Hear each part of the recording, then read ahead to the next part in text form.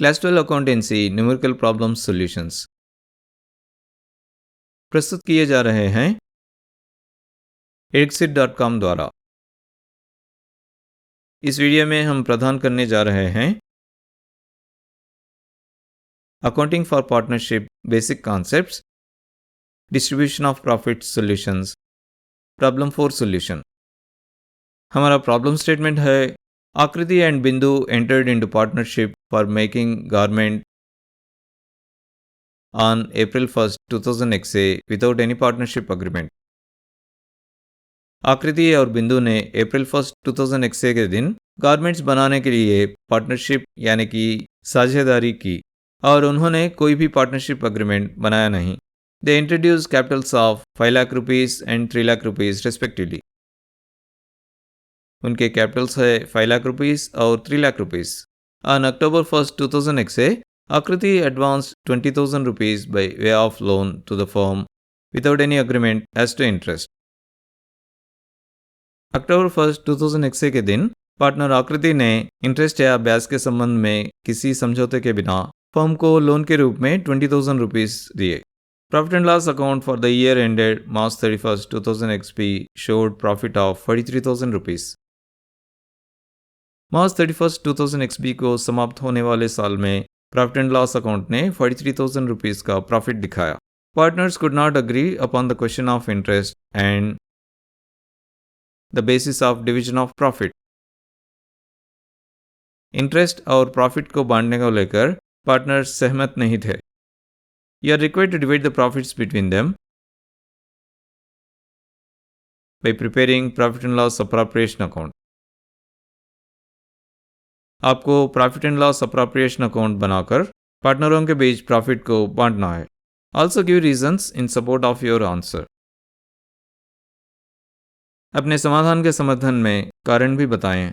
हमें प्रॉब्लम में ये दिया है कि आकृति और बिंदु कोई पार्टनरशिप अग्रीमेंट तैयार किए बिना पार्टनरशिप बिजनेस स्टार्ट कर दिए। इसी कारण इंटरेस्ट के मामले को लेकर इन दोनों पार्टनरों के बीच कुछ असहमति थी और प्रॉफिट्स को बांटने के तरीके के बारे में भी कुछ असहमति थी। हमें ये कहा गया है कि profit and loss appropriation account को प्रिपेयर कर हम पार्टनरों के बीच में प्रॉफिट को बांटना है। प्रॉफिट को बांटने को अपनाए गए तरीके को अपनाने के कारण भी बताना है।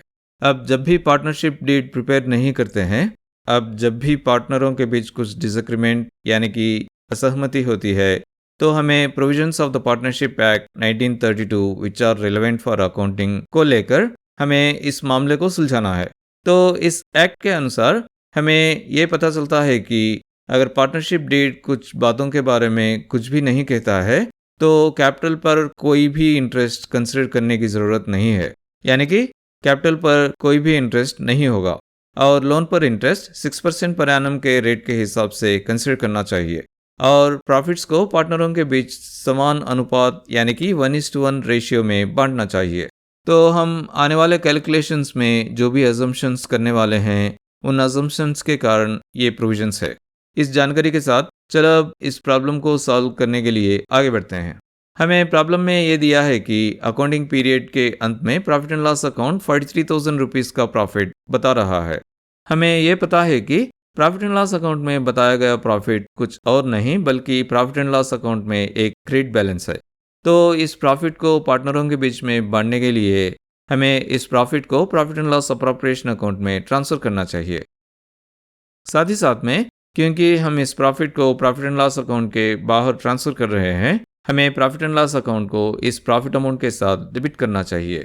लेकिन आगे बढ़ने से पहले एक ऐसी बात है जिसे हम ध्यान में रखना चाहिए। हमें प्रॉब्लम में ये दिया है कि इंटरेस्ट को लेकर पार्टनरों के बीच में कुछ डिसएग्रीमेंट यानी कि असहमति है। इसलिए हम ये मान ले सकते हैं कि इस इंटरेस्ट को प्रॉफिट एंड लॉस अकाउंट में कंसिडर नहीं किया गया है। तो अब हमें क्या करना चाहिए? इस मामले में हमें प्रॉफिट को profit and loss appropriation account में ट्रांसफर करने के बजाय हमें प्रॉफिट को profit and loss adjustment account में ट्रांसफर करना चाहिए। हम इंटरेस्ट को इस अकाउंट में कंसिडर करेंगे और उसके बाद जो भी प्रॉफिट का बैलेंस होगा उस बैलेंस प्रॉफिट अमाउंट को पार्टनरों के बीच में बांटना चाहिए। अब क्योंकि प्रॉफिट एंड लॉस अकाउंट को प्रिपेयर करना इस प्रॉब्लम के स्कोप में नहीं है, हम प्रॉफिट एंड लॉस अकाउंट से संबंधित डेबिट एंट्री को छोड़कर सीधे profit and loss adjustment account से संबंधित क्रेडिट एंट्री को profit and loss adjustment account में पोस्ट करेंगे। लेकिन क्योंकि अभी तक हमने profit and loss adjustment account का फॉर्मेट प्रिपेयर नहीं किया है, चलो सबसे पहले उसको प्रिपेयर करते हैं। सबसे पहले profit and loss adjustment account नाम का टाइटल लिखेंगे। उसके बाद डेबिट और क्रेडिट साइड्स को डिजिग्नेट करने के लिए डीआर और सीआर हेडर्स लिखेंगे। उसके बाद इंडिविजुअल कॉलम्स बनाएंगे। डेबिट साइड पर पर्टिकुलर्स और अमाउंट इन रुपीस नाम के कॉलम्स होंगे और क्रेडिट साइड पर भी यही कॉलम्स होंगे। अब सबसे पहले क्रेडिट साइड के पर्टिकुलर्स कॉलम में by profit and loss account लिखेंगे।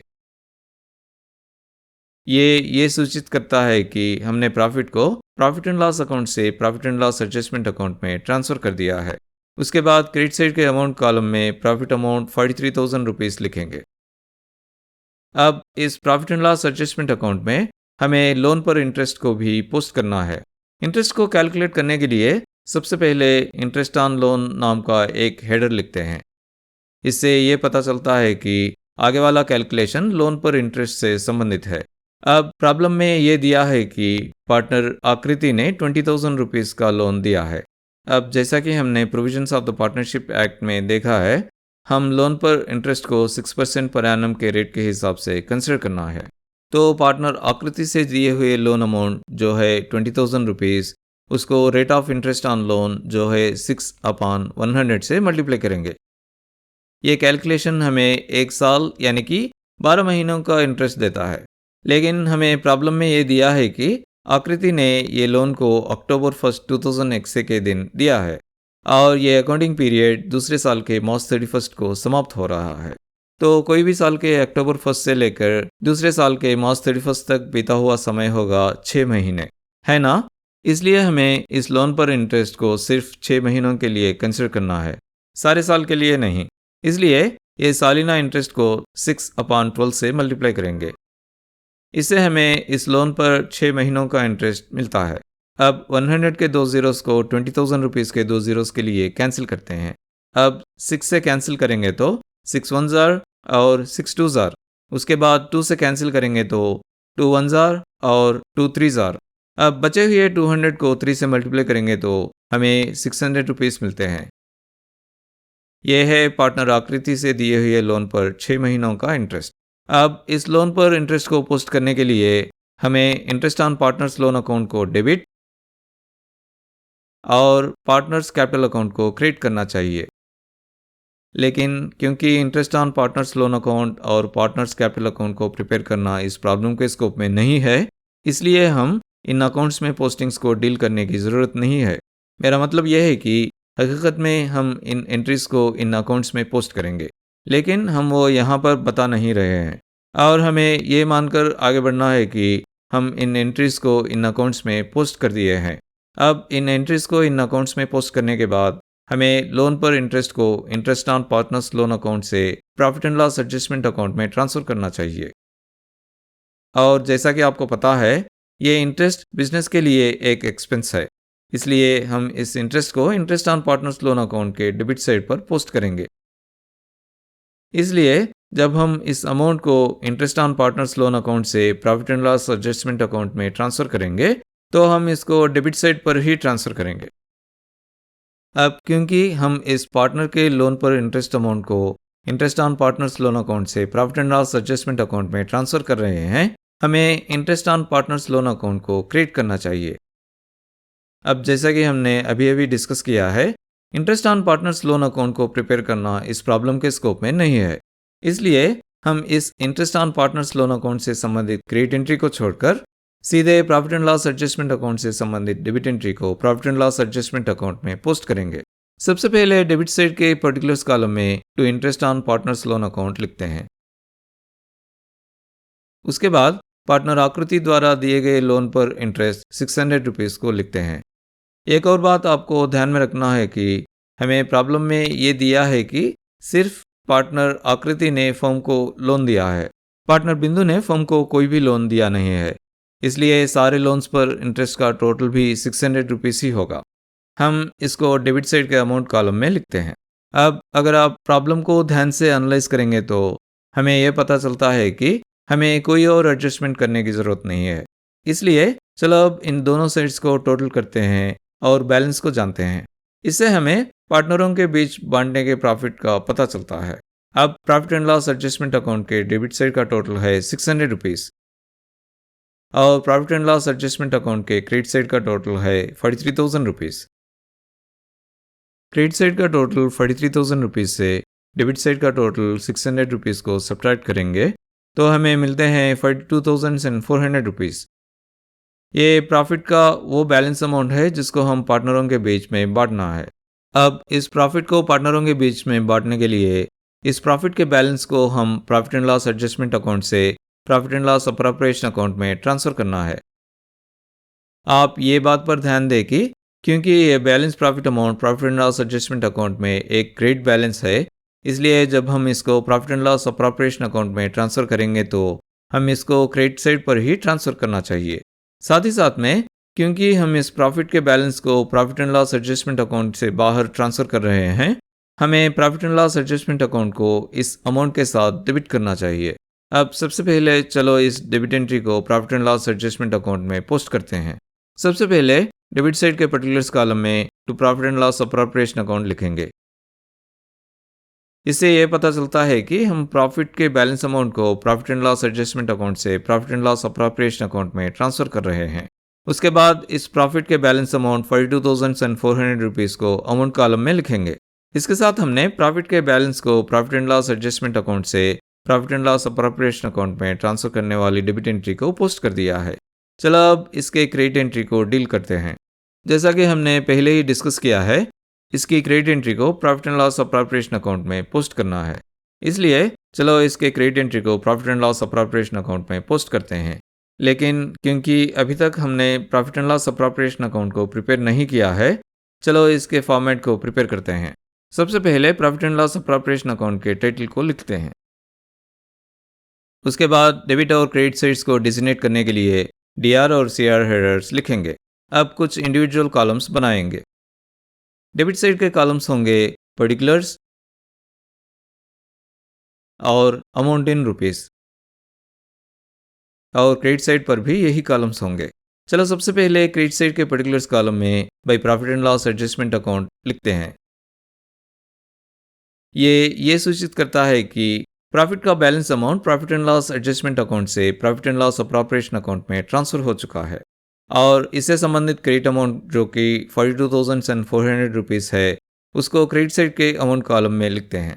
अब अगर आप इस प्रॉब्लम को ध्यान से एनालाइज करेंगे तो हमें यह पता चलता है कि partners salary, interest on capital या फिर इंटरेस्ट ऑन ड्राइंग्स आदि से संबंधित कोई इंटरेस्ट नहीं है। इसलिए ये टोटल अमाउंट पार्टनरों के बीच बांटने के प्रॉफिट के बैलेंस को रिप्रेजेंट करता है। और जैसा कि हमने पहले ही डिस्कस किया है, हमें इस प्रॉफिट अमाउंट को पार्टनरों के बीच समान रूप से यानी कि 1:1 रेशियो या अनुपात में बांटना चाहिए। और इस कैलकुलेशन से आगे बढ़ने से पहले प्रॉफिट शेयरिंग नाम का एक हेडर लिखते हैं। ये सूचित करता है कि आगे वाला कैलकुलेशन प्रॉफिट को पार्टनरों के बीच बांटने से संबंधित है। और अब हर एक पार्टनर को बांटने के प्रॉफिट को जानने के लिए हमें टोटल प्रॉफिट के बैलेंस अमाउंट जो कि 42,400 रुपीज़ है, उसको सारे पार्टनरों की कुल संख्या जो कि 2 है उससे डिवाइड करना चाहिए। अगर हम 2 से कैंसिल करेंगे तो 2 1s are 2 21,200 are। इसलिए हर एक पार्टनर का प्रॉफिट शेयर होगा 21,200 रुपीज़। अब इस प्रॉफिट को हर एक पार्टनर को बांटने के लिए हमें हर एक पार्टनर के लिए profit and loss appropriation account को डेबिट करना चाहिए। इसके अलावा हर एक पार्टनर के व्यक्तिगत पार्टनर्स कैपिटल अकाउंट को क्रिएट करना चाहिए। अब क्योंकि पार्टनर्स कैपिटल अकाउंट को प्रिपेयर करना इस प्रॉब्लम के स्कोप में नहीं है, इसलिए चलो पार्टनर्स कैपिटल अकाउंट से संबंधित क्रेडिट एंट्री को छोड़ देते हैं और सीधे डेबिट एंट्री को profit and loss appropriation account में पोस्ट करते हैं। सबसे पहले प्रॉफिट ट्रांसफर नाम का एक हेडर लिखते हैं। इसके बाद पार्टनर आकृति के कैपिटल अकाउंट में ट्रांसफर किया गया प्रॉफिट अमाउंट 21,200 रुपीज़ लिखते हैं। इसके बाद पार्टनर बिंदु के कैपिटल अकाउंट में ट्रांसफर किया गया प्रॉफिट अमाउंट 21,200 रुपीज़ लिखते हैं। इसके बाद सारे पार्टनरों को ट्रांसफर किया गया टोटल प्रॉफिट अमाउंट 42,400 रुपीज़ को अमाउंट कॉलम में लिखते हैं। इसके साथ हमने इस प्रॉब्लम से संबंधित सारे पोस्टिंग्स को पोस्ट कर दिया है। अब समय आ गया है टोटल्स करने का, अकाउंट्स को बैलेंस करने का और बुक्स को क्लोज करने का। चलो profit and loss adjustment account से स्टार्ट करते हैं। Profit and loss adjustment account के डेबिट साइड का टोटल है 43,000 रुपीज। उसी तरह profit and loss adjustment account के क्रेडिट साइड का टोटल है 43,000 रुपीज। तो अब profit and loss adjustment account balance हो गया है। चलो अब profit and loss appropriation account से डील करते हैं। Profit and loss appropriation account के डेबिट साइड का टोटल है 42,400 रुपीज। उसी तरह profit and loss appropriation account के क्रेडिट साइड का टोटल है 42,400 रुपीज। तो अब profit and loss appropriation account भी बैलेंस हो गया है। इसके साथ हम इस प्रॉब्लम के अंत तक पहुंच चुके हैं। इस वीडियो को यहाँ तक देखने के लिए थैंक यू वेरी मच। हमने स्टूडेंट्स को इफेक्टिव और एफिशिएंट लर्निंग सॉल्यूशंस देने के लिए eduxit.com को स्टार्ट किए हैं।